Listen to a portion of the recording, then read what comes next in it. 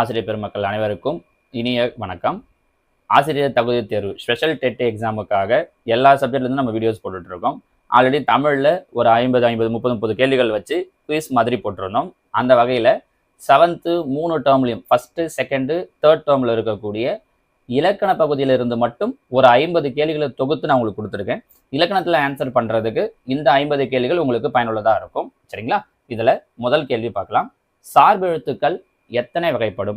சார்பெழுத்துக்கள் மொத்தம் பார்த்தோம் அப்படின்னா 10 வகைப்படும். அது என்னென்ன வகைன்றதெல்லாம் இந்த விஷயங்களை பற்றியெல்லாம் தனித்தனியாக நான் வீடியோ போடுறேன். ஒரு டாபிக் வைஸாகவும் அது என்னென்ன சொல்லுது அப்படிங்கிறதெல்லாம் இப்போதைக்கு அந்த 7th புக்கில் இருக்கக்கூடியதுலேருந்து ஒரு 50 கேள்விகள் மட்டும். சரிங்களா? ஸோ சார்பெழுத்துக்கள் 10 வகைப்படும். முதல் கேள்வி. ரெண்டாவது கேள்வி. சொல்லின் முதலிலும் இடையிலும் இறுதியிலும் தனக்குரிய மாத்திரை அளவிலிருந்து குறைந்து ஒலிக்கும் ஐகாரம் எவ்வாறு அழைக்கப்படுகிறது? ஐகாரம் மாத்திரையில் குறைந்து ஒழிச்சதுன்னா அது என்னன்னு சொல்லுவோம் அப்படின்னா ஐகார குறுக்கம் அப்படின்னு சொல்லுவோம். ஸோ ஆன்சர் ஆப்ஷன் ஏ, ஐகார குறுக்கம். மூணாவது கேள்வி. ஐகாரம் சொல்லின் முதலில் வரும்பொழுது எத்தனை மாத்திரை அளவில் ஒலிக்கும்? ஐகாரம் சொல்லோட முதல்ல வரும்போது 1.5 மாத்திரை அளவில் ஒலிக்கும். எவ்வளோ அளவில் அப்படின்னா 1.5. சரிங்களா? அதுதான் நாலாவது கேள்வி. ஐகாரம் சொல்லின் இடையிலும் இறுதியிலும் வரும்போது எத்தனை மாத்திரை அளவில் ஒலிக்கும்? சொல்லோட முதல்ல வரும்போது ஐகாரம் 1.5 மாத்திரை அளவிலையும், இடையிலையும் இறுதியிலையும் வரும்போது 1 மாத்திரை அளவிலையும் ஒலிக்கும். சரிங்களா? ரெண்டுமே சேர்ந்தே தெரிஞ்சு வச்சுக்கோங்க. கேள்வி எண் 5. ஔகார குறுக்கம் சொல்லின் எந்தெந்த இடங்களில் வராது? ஔகார குறுக்கம் சொல்லோட இடையிலையும் இறுதியிலையும் வராது. ஐகார குறுக்கம் 3 இடத்துலையும் வரும். முதல்ல 1.5 மாத்திரை அளவு, செகண்டும் இடையிலையும் கடையிலையும் பார்த்தீங்கன்னா 1 மாத்திரை அளவு. நான் ஔகார குறுக்கம் முதல்ல மட்டும்தான் வரும், இடையிலையும் இறுதியிலையும் வராது. ஓகேங்களா? கேள்வி எண் 6. செய்யுளில் ஓசை குறையாத இடத்திலும் இனிய ஓசைக்காக உயிர் நெடில் எழுத்துக்கள் நீண்டு ஒலிப்பது எதுன்னு கேட்டிருக்காங்க. ஓசை குறையலன்னா கூட உயிர் நெடில் எழுத்துக்கள் நீண்டு ஒலிக்கும்.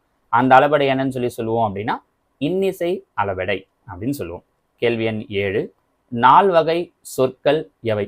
சொல்லோட வகைகள் அப்படின்னு கேட்கிறோம்னா 4 வகை சொற்கள் என்னென்ன சொல் அப்படின்னா பெயர்ச்சொல், வினைச்சொல், இடைச்சொல், உரிச்சொல். சின்ன ரீ வரணும், அது பெரிய ரீ இருக்கு, அது மட்டும் பார்த்துக்கோங்க. பெயர்ச்சொல், வினைச்சொல், இடைச்சொல், உரிச்சொல். இதுதான் 4 வகை சொற்கள். ஓகேங்களா? அடுத்ததா 8. பெயர் சொல்லையும் வினை சொல்லையும் சார்ந்து வரும் சொல் எது? இடைச்சொல். பெயர் சொல்லையும் வினை சொல்லையும் சார்ந்து வரக்கூடிய சொல் இடைச்சொல். கேள்வி எண் 9. மாநகரம். இதில் மா என்பது என்ன சொல் அப்படின்னா உரிச்சொல். மாநகரத்துல மாநகரம் அந்த மாதிரி மான் வர்றது எல்லாமே. சரிங்களா? மாநகரம் அப்படிங்கிறது உரிச்சொல். அடுத்தது நன்னூலின்படி தமிழில் உள்ள ஓரெழுத்து ஒரு மொழிகளின் எண்ணிக்கை. நன்னூலோட கணக்குப்படி மொத்தமாக ஓரெழுத்து ஒரு மொழிகள் 42 இருக்கு. அந்த 42 கூட நான் ஒரு லிஸ்ட்டு போட்டு தரேன். ஓரெழுத்து ஒரு மொழிகள் 42 என்னென்னது, அதோட விளக்கம் என்ன அப்படிங்கிறது எல்லாமே. சரிங்களா? அடுத்தது 11. ஓரெழுத்து ஒரு மொழிகளில் உள்ள குறில் எழுத்துக்களின் எண்ணிக்கை. ஓரெழுத்து ஒரு மொழியில் மொத்தமே 2 குறில் எழுத்தா இருக்கு. என்னன்னா ஒன்று நோ, இன்னொன்று தூ. ஓகேவா? அடுத்தது ஆ என்னும் ஓரெழுத்து ஒரு மொழியின் பொருள் என்ன? ஆ அப்படின்னா பசு அப்படிங்கிறது அர்த்தம். கேள்வி எண் 13. கோ என்னும் ஓரெழுத்து ஒரு மொழியின் பொருள் யாது? கோ அப்படின்னா அரசன், ஆ அப்படின்னா பசு, கோ அப்படின்னா அரசன். அடுத்தது பகுக்க முடியாத, அதாவது பிரிக்க முடியாத சொல் எது? பகுக்க முடியாத சொல்ல என்னன்னு சொல்லுவோம்னா பகாபதம் அப்படின்னு சொல்லுவோம். கேள்வி எண் 15. பகுபத உறுப்புகள் மொத்தம் எத்தனை வகைப்படும்? பகுபத உறுப்புகள் 6 வகைப்படும். பகுதி, விகுதி, இடைநிலை, சந்தி, சாரியை, விகாரம் அப்படின்னு சொல்லுவோம் இல்லையா? அந்த 6 பகுதி, விகுதி, இடைநிலை, சந்தி, சாரியை, விகாரம். இது 6 தான் பகுபதத்தினுடைய 6 உறுப்புகள். அடுத்தது கேள்வி எண் 16. பகுபதத்தின் முதலில் அமைந்து முதன்மையான பொருளை தருவது. பகுபதத்துடைய முதல்ல எது வரும் அப்படின்னா பகுதி வரும். ஓகேவா? கேள்வி எண் 17. பகுபதத்தின் இறுதியில் அமைந்து திணை, பால், எண், இடம் ஆகியவற்றை காட்டுவது எது? பகுபதத்துடைய இறுதியில் வரக்கூடியது அப்படின்னு பார்த்தோம்னா விகுதி. ஓகேவா? கேள்வி எண் 18. பகுபதத்தில் பகுதிக்கும் இடைநிலைக்கும் இடையே அமையும் உறுப்பு எது? பகுதிக்கும் இடைநிலைக்கும், பகுதிக்கு இடைநிலைக்கு எது நடுவில் வரும் அப்படின்னா சந்தி. கொஸ்டின் இப்படி கூட கேட்கலாம். சந்தி பகுபதத்துல எதுக்கு நடுவில் வரும் அப்படின்னு கேட்கலாம். நமக்கு கேள்வி இன்னும் அப்படி கேட்டாங்கன்னா கன்ஃபியூஸ் ஆகிறதுக்கு நிறைய வாய்ப்பு இருக்கும் பாருங்க. சரிங்களா? ஸோ சந்திங்கிறது பகுதிக்கும் இடைநிலைக்கும் நடுவில் வரும். 19. காலம் காட்டும் பகுபத உறுப்பு எது? இடைநிலை. இடைநிலை தான் நிகழ்கால இடைநிலை, இறந்த கால இடைநிலை, எதிர்கால இடைநிலை அப்படின்னு சொல்லிட்டு 3ஆ பிரிப்போம். ஸோ காலம் காட்டும் பகுபத உறுப்பு இடைநிலை. கேள்வி எண் 20. ஒரு பொருளின் தன்மையை உலகத்து பொருள்களோடு ஒப்பிட்டு கூறுவது எவ்வகை அணி? ஒரு பொருளோட தன்மையை உலகத்து பொருட்களோடு ஒப்பிட்டு கூறக்கூடிய அணி எது அப்படின்னு பார்த்தோம்னா ஓமை அணி. சரிங்களா? 21. போல, புறைய, ஒப்ப, நேர என்பவை எவ்வகை உறுப்புகள்? ஓம உறுப்புகள். ஸோ ஓம உறுப்புகள்லாம் எது எதுன்னா போல, புறைய, ஒப்ப, நேர இதெல்லாம் ஓம உறுப்புகள் அப்படின்னு சொல்லுவோம். அடுத்ததா கேள்வி எண் 22. ஓமை ஒரு தொடராகவும் ஓமேயம் ஒரு தொடராகவும் வந்து ஓம உருபு மறைந்து வருவது எது? ஓம உருபு மறைந்து வருவதை என்னன்னு சொல்லுவோம்னா எடுத்துக்காட்டு ஓமை அணின்னு சொல்லுவோம். ஓமை ஒரு தொடரா இருக்கும், ஓமேயம் ஒரு தொடரா இருக்கும், ஓம உருபு மறைஞ்சு வரும். ஸோ அதுதான் எடுத்துக்காட்டு ஓமை அணி. ஓமை அணியில நேரடியாக வந்துடும், எடுத்துக்காட்டு ஓமை அணியில மறைஞ்சு வரும். அடுத்தது 23. உலகில் இல்லாத ஒரு பொருளை ஓமையாக கூறுவது. இல்லாத, நமக்கு அந்த வார்த்தையிலே இருக்கு பாருங்க, இல்லாத ஒரு பொருளை ஓமையாக கூறுவது இல்பொருள் ஓமை அணி. சரியா? அடுத்ததா 24. ஓமையையும் ஓமிக்கப்படும் பொருளையும் வேறுபடுத்தாமல் இரண்டும் ஒன்றே என தோன்ற கூறுவது எதுன்னா உருவக அணி. ஓமை, ஓமைக்கப்படும் பொருள் ரெண்டுமே வேற வேறன்னு தோணாம ஒரே மாதிரியே தோணக்கூடியது உருவக அணி. அடுத்தது 25. ஒரு செயலின் அல்லது தொழிலின் பெயராக அமையும் பெயர் எது? தொழிற்பெயர். தொழிலுடைய பெயர் அமையக்கூடிய பெயர் தொழிற்பெயர். அவ்வளவுதான், பெருசா ஒன்றும் இல்லை. அடுத்ததா தொழிற்பெயர் எத்தனை வகைப்படும் அப்படின்னு பார்த்தோம்னா தொழிற்பெயர் 3 வகைப்படும். என்னென்ன வகை? விகுதி பெற்ற தொழிற்பெயர், முதல்நிலை தொழிற்பெயர், முதல்நிலை திரிந்த தொழிற்பெயர் இப்படின்னு சொல்லிட்டு தொழிற்பெயர் 3 வகைப்படும். அடுத்தது விகுதி பெறாமல் வினைப்பகுதியே தொழிற்பெயராக வருவது. விகுதி இருக்காது, வினைப்பகுதியே அப்படியே தொழிற்பெயராக வரும். அதை தான் என்னன்னு சொல்லி சொல்லுவோம் அப்படின்னா முதல்நிலை தொழிற்பெயர் அப்படின்னு சொல்லுவோம். ஓகேவா? கேள்வி 28. வருதி இதில் அமைந்துள்ள தொழிற்பெயர் விகுதி எது அப்படின்னா தி. இந்த லாஸ்ட்ல இருக்கிறது தான் விகுதின்னு சொல்லுவோம் இல்லையா? வருதின்றதுல தி அப்படிங்கிறது தான் தொழிற்பெயர் விகுதி. 29. சுடுதல் என்பதன் முதல்நிலை திரிந்த தொழிற்பெயர் சூடு. ஏன்னா சுடுதல்ல சுடு அப்படின்னு வரணும், முதல்நிலை திரிந்த அப்படின்னா சூடு அப்படின்னு வரும். அதுதான் முதல்நிலை திரிந்த, கெட்ட அப்படின்ற அர்த்தம். சரியா? ஸோ சூடு. அடுத்ததா 30.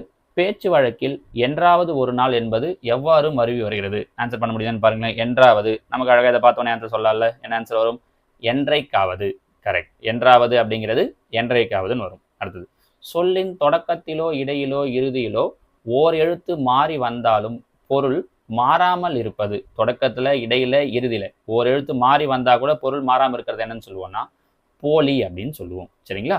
போலிலையும் எத்தனை வகை இருக்கு அப்படிங்கிறத கேட்டிருக்கோம் பாருங்க. போலியில மொத்தம் 3 வகை இருக்கு. முதற்போலி, இடைப்போலி, கடைப்போலி இப்படின்னு போலியில மொத்தம் 3 வகைகள் இருக்கு. 33. அரசு என்பது அரசர் என மாறுவது எவ்வகை போலி? நமக்கு பார்த்தோன்னே தெரிஞ்சு பாருங்க, அரசு அந்த லாஸ்ட் தான் மாறி இருக்கு. அரசுங்கிறது அரசர் லாஸ்டா மாறி இருக்கு. லாஸ்ட்னா கடைன்னு அர்த்தம், இறுதி அப்படிங்கிற அர்த்தம். ஸோ கடைப்போலி. அடுத்ததா 5 என்பது அஞ்சு என மாறுவது முற்றுப்போலி. ஏன்?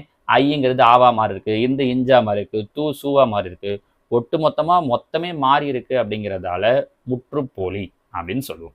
அடுத்ததா பந்தல் என்பது பந்தர் என மாறுவது எவ்வகை போலி? இது நீங்களே சொல்லாம இவ்வளவு நேரம் நம்ம சொன்னதை வச்சு என்ன போலியா இருக்கும்? இது கடைசியா தான் மாறி இருக்குன்றதால கடைப்போலி. கரெக்டா? பந்தல் அப்படிங்கிறது பந்தர். அடுத்தது வேற்றுமை எத்தனை வகைப்படும்? வேற்றுமை மொத்தம் 8 வகைப்படும். அதுல வேற்றுமை உருபு எதுக்கெல்லாம் இருக்குன்றது ஒரு தனி கேள்வி. சரிங்களா? வேற்றுமை 8 வகைப்படும். எந்தெந்த வேற்றுமைகளுக்கு உருபுகள் இல்லை அப்படின்னா முதல் வேற்றுமைக்கும் 8ஆம் வேற்றுமைக்கும் உருபுகள் இல்லை. மீதி 2ல இருந்து 7 வரைக்கும் எல்லாத்துக்குமே இருக்கு.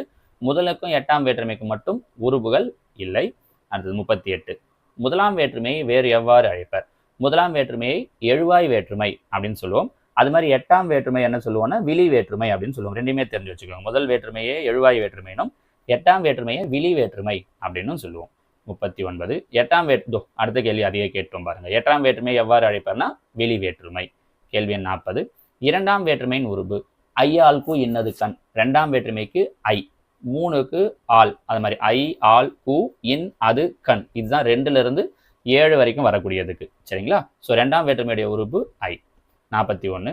ஐயாளுக்கு இன்னது கண் என்பவை முறையே எத்தனையாம் வேற்றுமை உறுப்புகள்? இது சொன்னது அப்படியே கேள்வியை கேட்டோம் பாருங்க. 2 முதல் 7 வரை இருக்கக்கூடியது தான் ஐயாளுக்கு இன்னது கண். ஓகேவா? ஸோ 2 முதல் 7 வரை.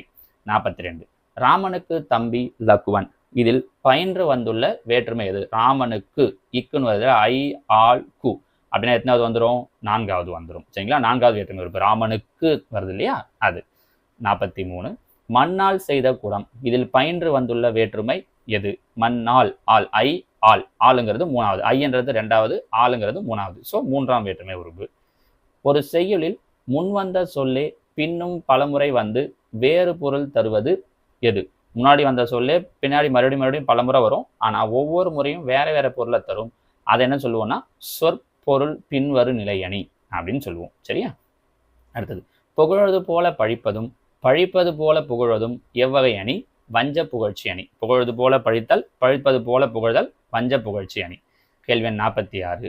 தேவர் அணையர் கயவர் இத்தொடரில் அமைந்துள்ள அணி வஞ்ச புகழ்ச்சி அணி. ஏன்னா தேவரை மாதிரியே தான் கயவரும் திருடங்களும் அப்படின்னு சொல்றாங்க. ஸோ ஆனால் தேவர் ஏன் கயவர் கூட ஒப்பிடுறாங்க அப்படின்னா, தேவர் தான் நினைச்சதெல்லாம் செய்வாங்க, கயவரும் அவங்க நினைச்சது எல்லாமே செய்வாங்க. ஆனால் தேவர் நல்லது மட்டும்தான் செய்வாங்க, கயவர் கெட்டது மட்டும்தான் செய்வாங்கன்றதுல அவங்களை வேறுபடுத்திடுவாங்க. சொல்லும்போது ஏதோ உயர்வா சொல்றது மாதிரி இருக்கும், ஆனால் அதுதான் தாழ்த்தி சொல்ற மாதிரி இருக்கும். அதுதான் வஞ்ச புகழ்ச்சி அணி. 47. வினைமுற்று, பெயரெச்சம், வினையச்சம் ஆகிய சொற்களின் இறுதியில் அமையும் எழுத்துக்கள் எவ்வாறு அழைக்கப்படுகின்றன? விகுதி. இறுதியில் இருக்கிறத விகுதி அப்படின்னு சொல்லுவோம். பொருளின் பெயர், இடத்தின் பெயர், காலத்தின் பெயர் ஆகியவற்றில் அடிப்படையில் தோன்றும் சொற்கள், பொருள், இடம், காலம் அதோட அடிப்படையில் தோன்றக்கூடிய சொற்களை பெயர் சொற்கள்னு சொல்லுவோம். ஓகேவா? படித்தான் என்ற சொல்லின் வேர்ச்சொல் படி. முதல்ல வருது இல்லையா, படி அப்படிங்கிறது தான் அதோட வேர்ச்சொல். அடுத்தது, செய்யுளின் இடையில் ஒரே சொல் மீண்டும் மீண்டும் வந்து ஒரே பொருளை தருவது. ஒரே சொல் மீண்டும் மீண்டும் வரும், ஆனா ஒரே பொருளை தந்துச்சுன்னா அது பொருள் பின்வரும் நிலையணி. ஏற்கனவே பார்த்தது திரும்ப திரும்ப வரும், வேற வேற பொருளை தரும், அது சொற்பொருள் பின்வரும் நிலையணி. இங்க ஒரே பொருளை தரும், அது பொருள் பின்வரும் நிலையணி. சரிங்களா? ஸோ 7th 3 டேர்ம்ல இருக்கிறத வச்சுமே ஒரு 50 கேள்விகள் இப்போ நம்ம உங்களுக்கு சொல்லியிருக்கோம். இதே மாதிரி மற்ற வகுப்புல இருக்கக்கூடியதுல இருந்தும் கூடுமான வரைக்கும் எவ்வளவு கொஸ்டின்ஸ் எடுக்க முடியுமோ இலக்கண பகுதியிலேருந்து அதை எடுத்து தரோம். இலக்கணத்தில் தப்பு இல்லாமல் பண்ணிட்டீங்கனாலே தமிழை நம்மளால பெரும்பாலான மார்க்கை வாங்கிட முடியும். இன்னொரு வீடியோவில் உங்களை பார்க்குறேன். தேங்க்யூ.